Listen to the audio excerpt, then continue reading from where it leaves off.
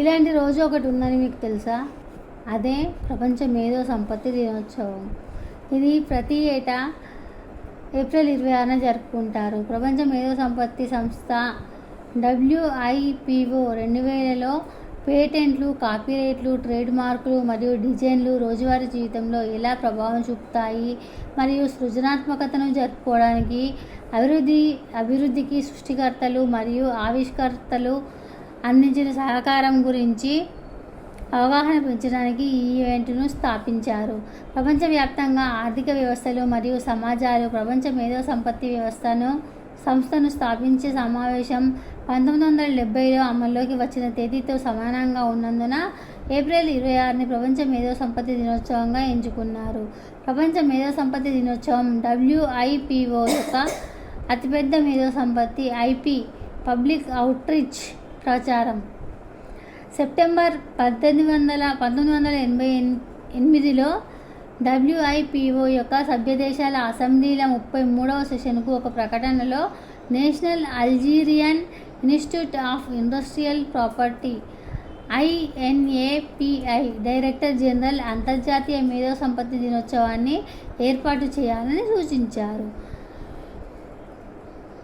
WIPO director జనరల్కు 7 April 1999 నాటికి ఒక లేఖ INAPI యొక్క డైరెక్టర్ జనరల్ మిస్టర్ అమీర్ బొహ్నిక్ అటువంటి రోజును స్థాపించడం యొక్క లక్ష్యం విస్తృత సమీకరణ మరియు అవగాహన కోసం ఒక ఫ్రేమ్వర్క్ను ఏర్పాటు చేయడం, యాక్సెస్ను తెరవడం అని పేర్కొన్నారు. ఆవిష్కరణల యొక్క ప్రమోషనల్ అంశం మరియు ప్రపంచవ్యాప్తంగా మేధో సంపత్తిని ప్రోత్సహించే వారి విజయాలను గుర్తించడం. అలాగే ఆగస్టు 9, 1999న పీపుల్స్ రిపబ్లిక్ ఆఫ్ చైనా యొక్క State Intellectual property Office commissioner Jiang Yang నుంచి వచ్చిన లేఖలో చైనీస్ ప్రతినిధి బృందం WIPO తన 30వ వ్యవస్థాపిక వార్షికోత్సవం ఏప్రిల్ 26న ప్రపంచంగా స్వీకరించాలని ప్రతిపాదించింది.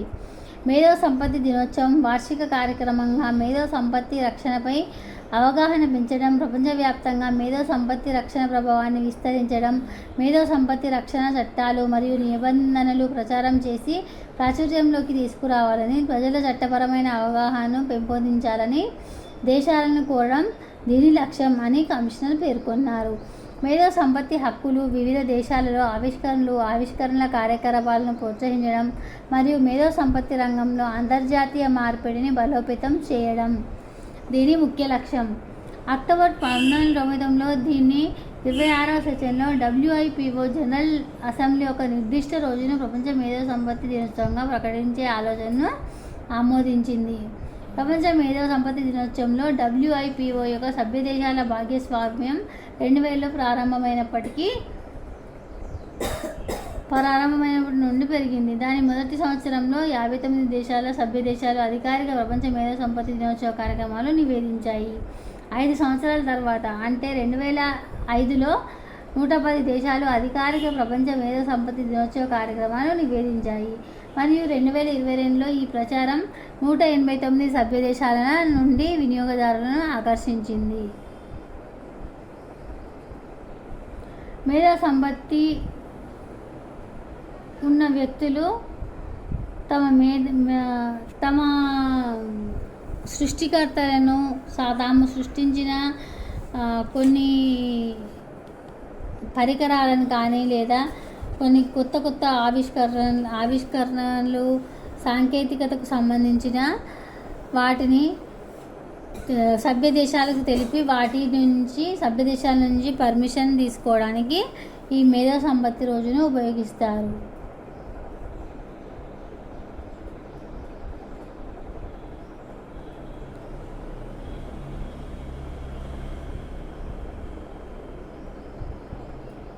ఆవిష్కర్తలు మరియు సృష్టికర్తలు జరుపుకోవడానికి మరియు మేధో సంపత్తి వ్యవస్థ మరియు దాని అనుబంధ హక్కుల గురించి, ఉదాహరణకు కాపీరైట్లు, ట్రేడ్ మార్కులు, పేటెంట్లు, డిజైన్ గురించి అవగాహన పెంచుకోవడానికి ప్రతి సంవత్సరం IP కార్యాలయాలు, న్యాయ సంస్థలు, ప్రైవేట్ కంపెనీలు, విద్యార్థులు మరియు ఇతరులు ప్రపంచవ్యాప్తంగా వందలాది ఈవెంట్లు నిర్వహిస్తారు. హక్కులు, వాణిజ్య రహస్యాలు, మొక్కలు రకాలు హక్కులు. ప్రపంచ మేధో సంపత్తి దినోత్సవాన్ని ప్రతి సంవత్సరం ఏప్రిల్ 26 జరుపుకుంటే చాలా దేశాలు తమ మేధో సంపత్తి దినోత్సవాన్ని వేడుకలను మరో తేదీన నిర్వహిస్తాయి. పెరు మరియు సింగపూర్లో సహా కొన్ని ప్రపంచ మేధో సంపత్తి దినోత్సవాన్ని వారాలు నిర్వహిస్తాయి. అయితే అల్జీరియా వంటి మరికొన్ని ఈవెంట్లను ఒక నెలలో నిర్వహిస్తారు. WIPO ఒక థీమ్ను గుర్తిస్తుంది మరియు ఆ థీమ్ చుట్టూ అనేక రకాల ప్రచార సామాగ్రిని ఉత్పత్తి చేస్తుంది. ప్రతి దేశం ఆ స్థానిక అవసరాలకు అనుగుణంగా దాని స్వంత జాతీయ ప్రచారాన్ని అభివృద్ధి చేయవచ్చు. అంటే మీకు అర్థమవుతుందా? ఒక థీమ్ మనకు ఇస్తారు, ఆ థీమ్ ప్రకారం వాళ్ళు మనకు సామాగ్రిని కూడా ఇస్తారు. ఆ సామాగ్రిని మనం తీసుకొని దాని నుంచి మనం దేనైనా సృష్టించాల్సి ఉంటుందన్నమాట. ప్రపంచ ఐపీ దినోత్సవం 2023 జరుపుకోవడానికి WIPO, యునెస్కో మరియు Korean intellectual property office KIPO సహకారంతో for women in science programme నుండి గ్రహీతలతో పాటు సైన్స్లో మహిళా నిపుణులను ఒక చోట చేర్చి వ్యూహాలను చర్చించింది. మహిళలు తమ పరిశోధన నుండి విలువలను సృష్టించేందుకు మహిళలు మరియు యువతలను స్టీమ్ రంగాలలోకి ప్రవేశించడానికి ప్రోత్సహించే ఆచరణాత్మక మార్గాలను ఉపయోగించుకోవచ్చు మరియు వాస్తవ ప్రపంచ ప్రయోజనాలను అందించడానికి వారి పరిశోధనలను అమలు చేయడానికి మేధో సంపత్తి చాలా సహాయపడుతుంది.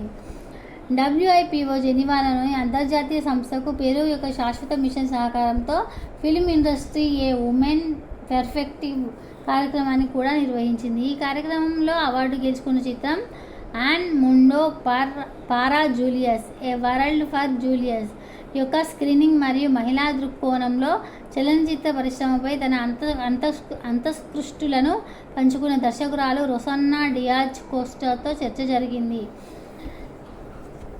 దీనివల్ల మహిళలను కూడా ఇందులో భాగం చేయడం జరిగింది. భాగం చేస్తూ వాళ్ళకి కూడా కొన్ని అవసరాలు పరికరాలు అందించడం జరిగింది.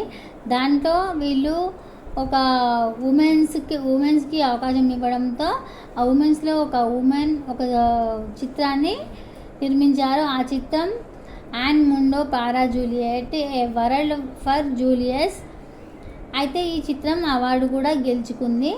ఆ చిత్రాన్ని నిర్మించిన దర్శకురాలు రొసన్నా డియాజ్ కోస్టాతో వాళ్ళు ఇంటర్వ్యూ చేయడం కూడా జరిగింది. ప్రపంచ మేధో సంపత్తి దినోత్సవం 2022 కోసం ప్రపంచవ్యాప్తంగా దాదాపు 600 ప్రపంచ మేధో సంపత్తి దినోత్సవ ఈవెంట్లు రికార్డు చేయబడ్డాయి. ప్రపంచ థీమ్ ఐపీ మరియు youth innovating for better future, పెరూలోని కామిక్స్ రక్షణ నుండి మరియు బ్లాక్ చైన్కు ప్రపంచ మేధో సంపత్తి దినోత్సవం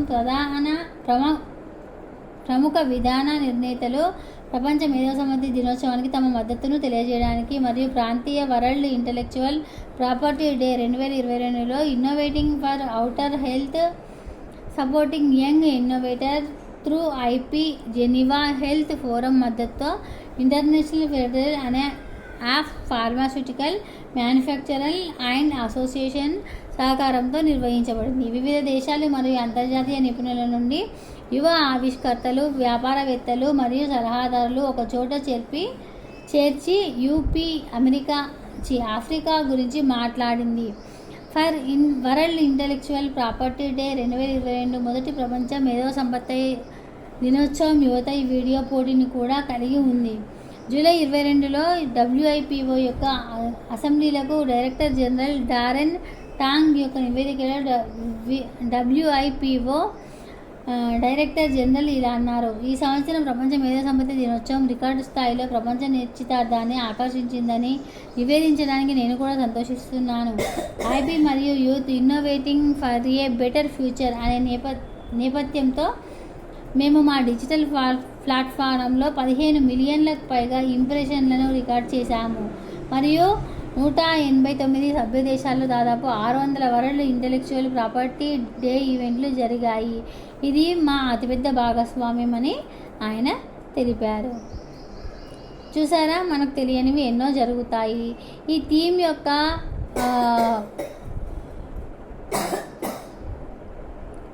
ఆవిష్కరణను మరియు సృజనాత్మకతతో కూడిన ఉమ్మడి భవిష్యత్తును నిర్వహించడం అన్నమాట.